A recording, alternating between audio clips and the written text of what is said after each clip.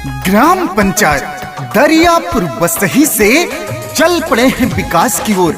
विकास की गंगा बहाने आपके चहेते आपके बेटे प्रधान पद के प्रत्याशी जंग बहादुर यादव जी, आपके पूर्व प्रधान। जी हाँ, याद रखिएगा, अब की बार प्रधानी के चुनाव में जंग बहादुर यादव जी को ग्राम पंचायत दरियापुर बसही का प्रधान बनाना है और अपने ग्राम पंचायत में विकास ही विकास लाना है। तो याद रहे, आपका चहेता आपका बेटा आपके पूर्व प्रधान जंग बहादुर यादव जी, ग्राम पंचायत दरियापुर बसही। सिंगर प्रिया सिंह। कर जोरी करी ले राजी आता बात हमर सोनी अम्मा जी, बात हमर सोनी अम्मा जी।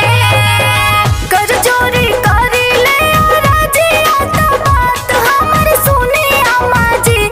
सबसे अच्छा बड़े जंग बहादुर भैया प्रधान इनके चुनी अम्मा जी। कि सबसे नेक बड़े जंग बहादुर भैया प्रधान इनके चुनी चाची जी।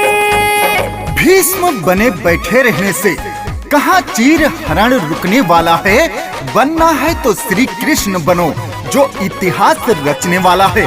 जी हाँ, अगर अपने गांव में तरक्की लाना है, अपने गांव का इतिहास बदलना है, अपने गांव का भाग्य जगाना है, तो याद रखिएगा, अब की बार अपनी चट्टानी एकता का परिचय देते हुए अपना प्रधान जंग बहादुर यादव जी को बनाना है। शिक्षित कर्मठ बड़े नेक ईमानदार हो, पूछत रहेले हमनी के समाचार हो, पूछत रहेले हमनी के समाचार हो। शिक्षित कर्मठ बड़े नेक ईमानदार हो, पूछत रहेले हमनी के समाचार हो। सुख दुख में हो खेले सहायता आँख जानी मुनी अम्मा जी। सुख दुख में हो खेले सहायता आँख जानी मुनी अम्मा जी। तो सबसे नेक बड़े जंग बहादुर भैया प्रधान इनके चुनी अम्मा जी। कि सबसे नेक बड़े जंग बहादुर भैया प्रधान इनके चुनी चाची जी। राजनीति उन्हें मुबारक जिन्हें राज करना है।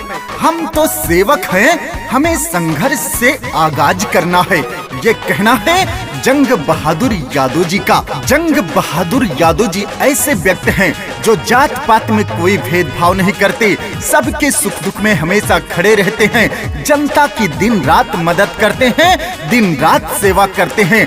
तो याद रखिएगा, अब की बार अपना एक एक कीमती वोट देकर जंग बहादुर यादव जी को जिताना है, ग्राम पंचायत दरियापुर बसही का प्रधान बनाना है। भाग्य से भेटाइल बाड़े ऐसन प्रत्याशी, जानल पहचानल बाड़े सबसे विश्वासी, जानल पहचानल बाड़े सबसे विश्वासी।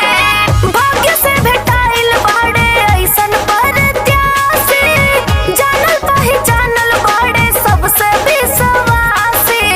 सबका से करी ले गोहरिया गौवा में घूमी घूमी अम्मा जी। सबका से करी ले गोहरिया गौवा में घूमी घूमी अम्मा जी। तो सबसे नेक बड़े जंग बहादुर भैया प्रधान इनके चुनी अम्मा जी। तो सबसे नेक बड़े जंग बहादुर भैया प्रधान इनके चुनी चाची जी। जंग बहादुर यादव जी का वादा है कि अगर हम प्रधान बनेंगे तो जो भी वादा किया है पूरा करके दिखाऊंगा। सरकार की हर योजना का लाभ अपने ग्राम पंचायत दरियापुर बसही में लाऊंगा। हर गरीब हर घर तक पहुंचाने का काम करूंगा। आपकी बातों को सरकार तक पहुंचाने का काम करूंगा। हर तरह से न्याय दिलाने का काम करूंगा। तो याद रखिए, अब की अपना प्रधान जंग बहादुर यादव जी को चुनिए और अपने गांव को आगे बढ़ाएं।